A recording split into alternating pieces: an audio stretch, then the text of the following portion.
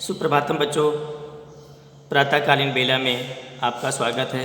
हिंदी के कालांश में बच्चों मैं आज आपको कक्षा 10वीं की जो व्याकरण है यानी ग्रामर में रस का जो टॉपिक चल रहा है उसमें मैंने आपको एक वीडियो के माध्यम से आपको श्रृंगार रस, रसों की परिभाषा, रसों के जो अवयव हैं, अंग हैं, स्थायी भाव, विभाव, अनुभाव, संचारी भाव या व्यभिचारी भाव, इसके बारे में विस्तार से आपको समझा करके भेजा।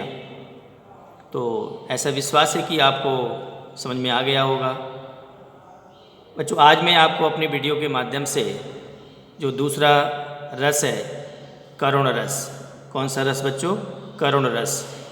जैसे कि इसके नाम से ही पता चलता है कि करुण अर्थात बहुत ही हृदय में दुख और क्षोभ पैदा करने वाला विषय होता है। तो जब कोई ऐसी ये नहीं कह सकते हैं कि हम आश्रय के सामने कुछ इस प्रकार की ऐसी परिस्थितियाँ क्रिएट हो जाती हैं, कुछ ऐसी सिचुएशन आ जाती हैं जिसकी वजह से उसका हृदय द्रवित हो जाता है, उसकी आँखों में आंसू आने लगते हैं, वो बेचैन हो जाता है, करुण भाव छा जाता है। तो वहाँ पर बच्चों करुण रस होता है। जैसे कुछ मैं पंक्तियाँ पढ़ता हूँ। मेरे हृदय के हर्ष हा अभिमन्यु, मेरे हृदय के हर्ष हा अभिमन्यु, अब तू कहाँ है। तो जैसा ये प्रसंग महाभारत से है कि जब अभिमन्यु को कौरवों की सेना से अकेले युद्ध लड़ना पड़ा और महारथियों ने उनको घेर कर चारों तरफ से निहत्थे पर वार करके और उनको मृत्यु शैया पर सुला दिया। तो उनकी जो माँ हैं साथ में ही जो द्रौपदी है, जब तो वो विलाप कर रही है, जो कौरवों जो पांडवों की जो पत्नी हैं द्रौपदी अभिमन्यु की मृत्यु पर, क्योंकि आप जानते हैं कि अभिमन्यु अर्जुन का बेटा था और द्रौपदी पांचों पांडवों की पत्नी थी। जब ये सूचना मिली तो ये विलाप करती हुई कहती हैं कि मेरे हृदय के हर्ष हा अभिमन्यु, अब तो कहाँ है। तो अब किस स्थिति में हमारा करुण रस उत्पन्न होता है? तो जब प्रिय या मनचाही वस्तु हमसे दूर चली जाती है या हमसे खो जाती है या हमारा कोई प्रियजन हमसे सदा के लिए दूर चला जाता है, तो वहाँ पर करुण रस की उत्पत्ति होती है। तो अब बच्चों जैसे ये जो पंक्तियाँ दी गई हैं, मेरे हृदय के हर्ष हा अभिमन्यु, अब तू कहाँ है, तो इसमें हमें करुण रस की निष्पत्ति करना है। तो सबसे पहले हमने ये पहचान लिया कि ये पंक्तियाँ हमें क्या हमारे अंतःकरण में किस प्रकार का भाव उत्पन्न कर रही हैं। तो सबसे पहले हमने देखा कि ये पंक्तियाँ हमारे अंदर करुण रस का भाव उत्पन्न कर रही हैं। तो सबसे पहले हम लिखेंगे इसका कि स्थायी भाव क्या है। तो बच्चों करुण रस का स्थायी भाव होता है शोक। क्या होता है? शोक। अब आता है आश्रय। तो आश्रय के अंतर्गत ये देखेंगे कि किसके हृदय में करुण रस उत्पन्न हो रहा है। तो द्रौपदी के। तो आश्रय क्या हो जाएगा बच्चों? द्रौपदी। और फिर विचार करेंगे किसकी वजह से द्रौपदी के हृदय में करुण रस की उत्पत्ति हो रही है। तो अभिमन्यु की मृत्यु की वजह से। तो अभिमन्यु क्या हो जाएगा बच्चों? उद्देश्य हो जाएगा। क्या हो जाएगा? अभिमन्यु हो जाएगा विषय। क्या हो जाएगा? विषय। और आश्रय हो गया द्रौपदी। तो बात समझ में आ गई? आश्रय क्या? द्रौपदी। और विषय क्या हो गया? अभिमन्यु। अब उद्दीपन क्या है? शोकाकुल वातावरण। उद्दीपन अर्थात दुख को बढ़ाने वाले फैक्टर्स क्या हैं? शोकाकुल। जब अभिमन्यु की मृत्यु का समाचार सभी को मिला तो चारों तरफ ही शोक का वातावरण छा गया। तो शोकाकुल वातावरण, जिसको ही देखते उसी के आँखों में आंसू हैं, तो शोकाकुल वातावरण की वजह से किसी भी व्यक्ति का जो दुख है और बढ़ जाता है। अब अनुभव किस प्रकार की फीलिंग हृदय में आ रही है?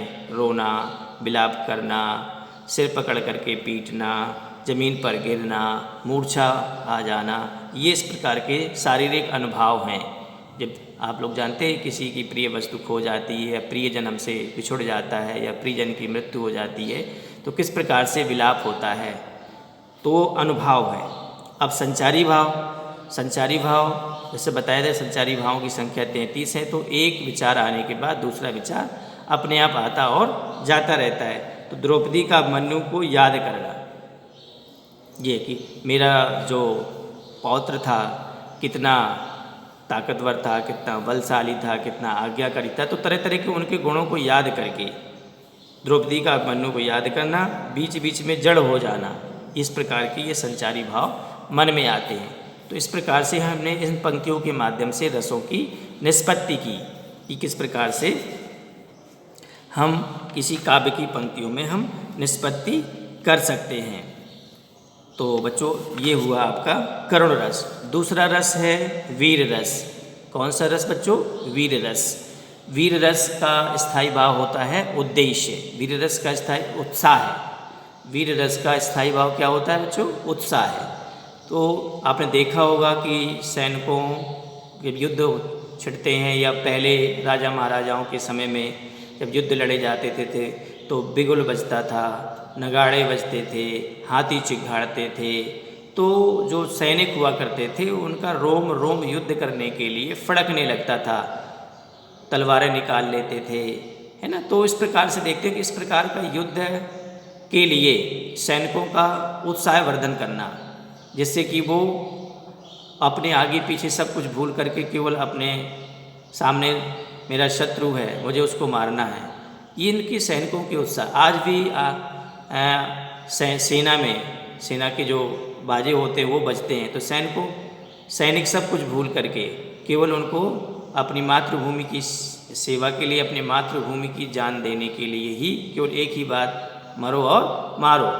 तो ये वीर रस जो होता है सैनिकों के अंदर पराक्रम, वीरता भरने का गुण पैदा करता है, इसलिए उत्साह है, इसका स्थायी भाव रखा गया है, उत्साह है।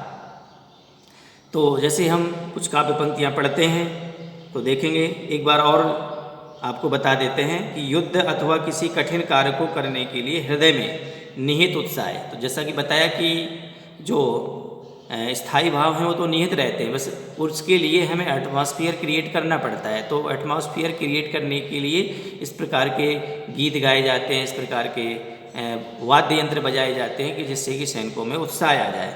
चढ़त तुरंग चतुरंग साज शिवराज, चढ़त प्रताप दिन दिन अति जंग में, भूषण चढ़त मरहट अन के चित चाओ, खग खुली चढ़त है अरन के अंग में, भौसला के हाथ गढ़ कोट है चढ़त, अरि जोट है चढ़त एक मेरु गिरि श्रृंग में, तुरकन गम व्योमान है चढ़त बिनु, मन है चढ़त बदरंग और रंग में। तो ये वीर रस की कुछ पंक्तियां हैं जो मैंने आपको पढ़ करके सुनाई। पाठ्य पुस्तक में और भी वीर रस की पंक्तियां दी गई हैं। तो बच्चों अब इसमें हम रस की निष्पत्ति करेंगे। तो स्थायी भाव सबसे पहले लिखते हैं कि स्थायी भाव क्या है। तो स्थायी भाव जैसा कि आपको याद करने पड़ेंगे कि स्थायी भाव क्या है। तो इसका स्थायी भाव है उत्साह है।